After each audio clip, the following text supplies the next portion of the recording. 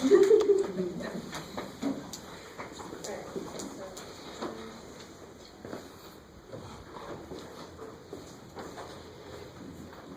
what's in here on the second derivative?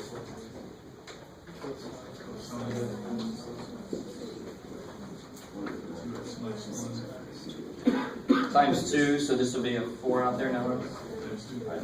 You start to see the pattern again. Right? Every time you take another derivative, another 2 is going to pop out because it's always going to be the inside function. 2x minus 1 is just going to keep coming along.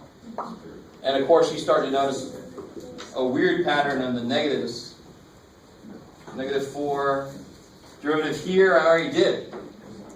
That's kind of cool. That happens with a lot of different functions. This guy's derivative is right there, so I can just plug this whole thing in. You guys see that? I've already done this guy's derivative. That's my problem right now. Just put that there. I've already done it. That happens often enough to make a point of it. Wait, where do you get this? No, I lied. I got it. Okay, never mind. You didn't lie because you didn't finish your sentence. I know you don't. So then here I get 8 sine 2x minus 1. So it's positive, negative, negative, positive, positive again, right? So it's just negative, negative, positive, positive, negative, negative, positive. So the fourth, which is the one I asked for, I've already got this guy's derivative, but it's kind of anyway, screw it. So you get 8. Derivative sign is cosine 2x minus 1 times 2, so I end up with 16.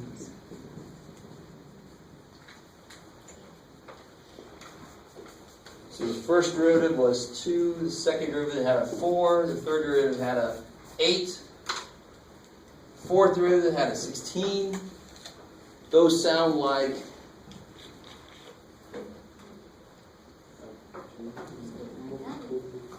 not multiples, but Factors. not factors. Not squares. What's left? Powers of 2, right? 2 to the 0, 2 to the first, 2 squared, 2 cubed, 2 to the fourth. So if I wanted to do Gn, this would be weird. I'm not even going to do it. Because to capture the idea of when is it negative, when is it positive, you actually have to write out a little statement. It's hard to capture mathematically since it doesn't alternate every time. It just alternates every other time. It's like, but you can see how the number is easily caught. 2 to the n, where n is the derivative you're on. Okay, cool. Maybe. Okay. I forgot while you were doing it, I was going to find the next thing to go to, but I didn't. Oh, on the handout. Yeah, duh. So I wanted to try to capture a couple things. Give you some examples of stuff we could do without the chain rule, which is the right way using the old way. It's not an old way. So chain rule comes into play whenever I have a function that's not just x inside of another function, right? So all those things versus without the chain rule, you could just do directly. Under the with the chain rule, they all have some function that's inside another function. Cool? I've got the chain rule, and again, that's from an old book I used a while back. I keep forgetting to change it, but oh well. This is the notation that I want to make sure I get up here.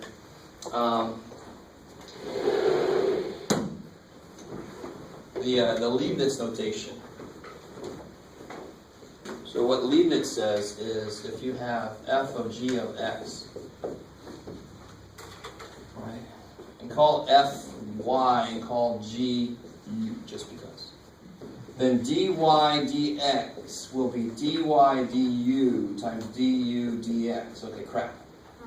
That's some weird shit. That actually says the exact same thing that the other way of writing it symbolically says. Because what we do really is, when I say x squared and I say what's dy dx, I'm taking the derivative of this with respect to x. But when I do this, and the first thing I do is pretend like this is x. Pretend like the inside is just, it doesn't really matter what's on the inside. What matters is when I start to do its derivative, the first thing I do is take the derivative of this with respect to this, with respect to the inside function. U is the inside function. It's kind of a weird way of looking at it. But at the derivative of x squared, now of course that's not done, right? Because then you got to multiply by derivative of the inside with respect to x directly. You guys semi with me? Probably not really, because this is a strange way of looking at it. So here what would be here? Yeah, 4x cubed, the derivative of the inside function. Right? So if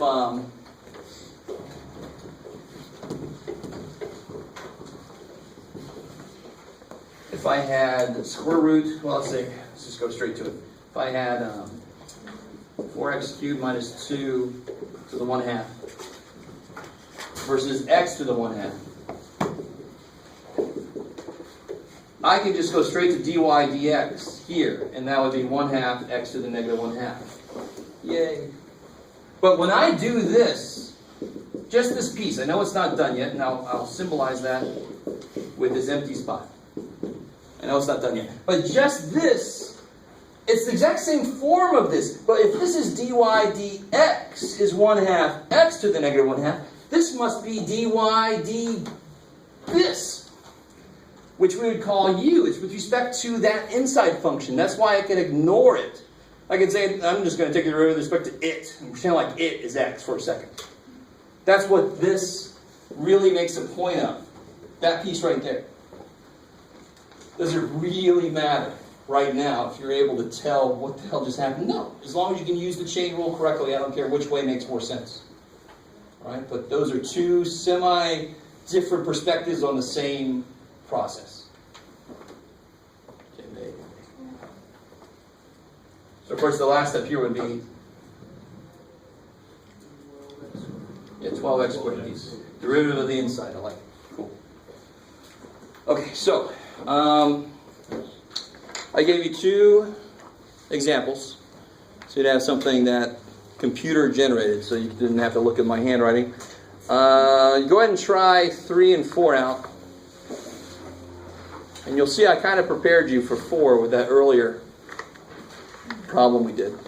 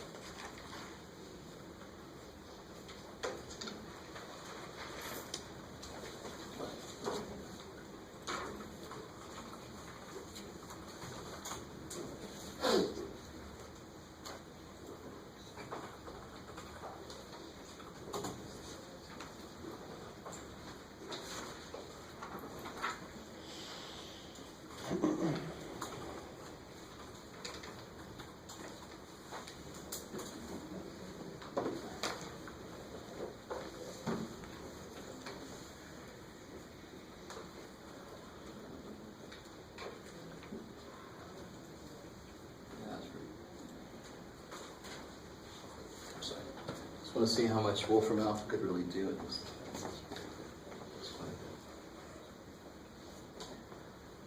And so Wolfram Alpha is, I like to talk about it the first day, just in case there are people that know about it and think I might not know.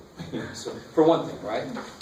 That's that it can be used incorrectly, but it can be used, the hell out of it can be used correctly. And it will show you, it will mention the rules it is using. It'll mention the rules it is using as it does derivatives. It's insane, the amount of stuff it'll do. So it's an awesome study guide.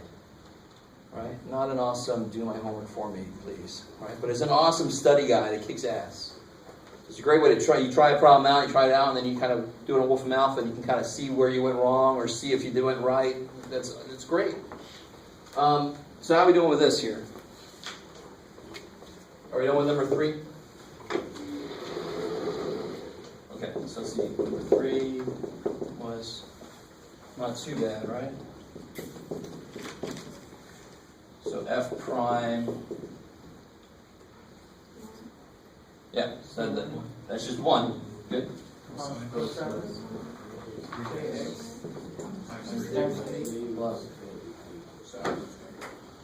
I like it. Cool. That's all I ask for is 1 derivative. I can ask for several derivatives. On the next derivative, of course, this piece would go away. But don't complicate things. When there's pluses and minuses in the middle, each piece you can just treat. The first piece might be really easy, and the next piece might be a chain rule, and the next piece might be a product rule, right? You don't have to suddenly make everything difficult. So if I had a problem like x squared plus 2x times 4x squared minus 7 to the 11th power plus e to the cosine of 4x minus 2.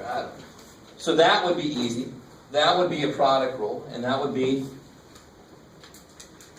chain rule, right? You guys, do you understand what I'm saying? Somehow, I always get people that suddenly confuse this. They think it's going to be more difficult because part of it is more difficult. Of course not. Just separate by pluses. They're each their own problem. Okay, cool. And what about number 4?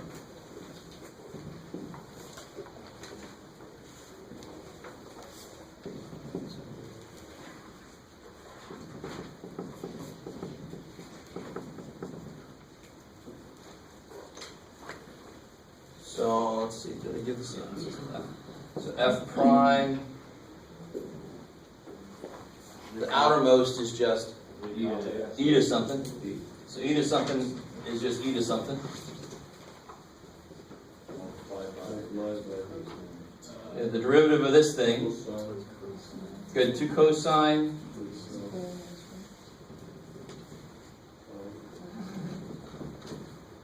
Times the derivative of this thing. So really, I mean, you could do a lot less steps than I'm doing as long as you can keep it straight in your head what step you're on at the moment. So here you got e to 2 sine times 2 cosine times 10x. I like it. So you can just bring that out and make it 20x right there. Maybe once you can bring this whole thing in front of e, but it doesn't really matter. So cool, but definitely bring the 10x and the 2 together and make it 20x, right? Which I will currently not do because I just don't feel like writing it. What's up? Yeah, just making the 20. Then don't you have to bring that x squared? 20x? The x squared another step? The 5x squared, isn't that another? So we did, the derivative of this is here times its inside, and the derivative of the inside was 10x, so we're done with derivatives, right? And again, on this problem, I skipped a few steps. No, I got all the way to there, and then I went even farther. Oh, with derivatives? Yeah. Because I looked at the 5x squared as the x squared as being another function there. It shouldn't have been. Exactly, it's not, because the most inner function in here is x. X is inside of a 5 times something squared minus 4 function, so it's actually not even really a chain rule. It is, because it'd be times 1, but it won't show up. Oh, what's up? So at the end, Yeah. all right, so you say 20x, she's going to make me write on cosine 5x squared minus 4. You can put this in front, right? E to the 2 sine of 5x squared minus 4. So that 2 times 10x is 20x, cosine of blah, times e to the thing. Now, I really want you to think about this for a second. Would you ever want to try to tackle this using the limit definition of derivatives? Can you imagine even attempting to start that? So we've done exactly what I said we would do. We built some basic derivative rules off of patterns we saw from the limit definition. Then we proved this chain rule based off of derivative rules we already knew. We built this chain rule up, but realized that if you did the limit definition, somehow could do it, you would get here. That is where you would get. It's freaky as hell. I would not want to look at that.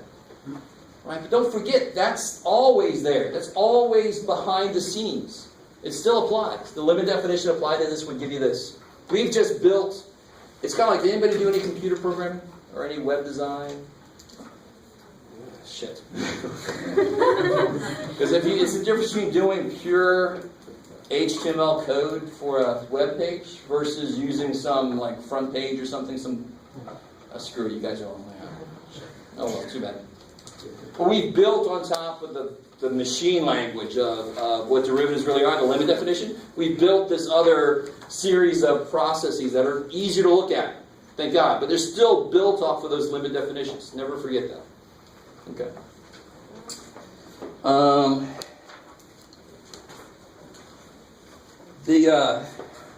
That's enough for tonight, but real quick. I'm going to let us out nice and early. If nobody has a problem with that. The next section is something called implicit differentiation, which sounds like a trip to the dentist almost, but implicit differentiation is something that people have a lot of trouble with, but try to read ahead just a little bit, and next I'm going to try to start us off with a really basic example of what they're saying in the book. Try to show you where things come from. Okay. We got up through 3-4 tonight, yeah. 3-4. So, my problem, I guess, I always do the product rule when I do the inside of the wall.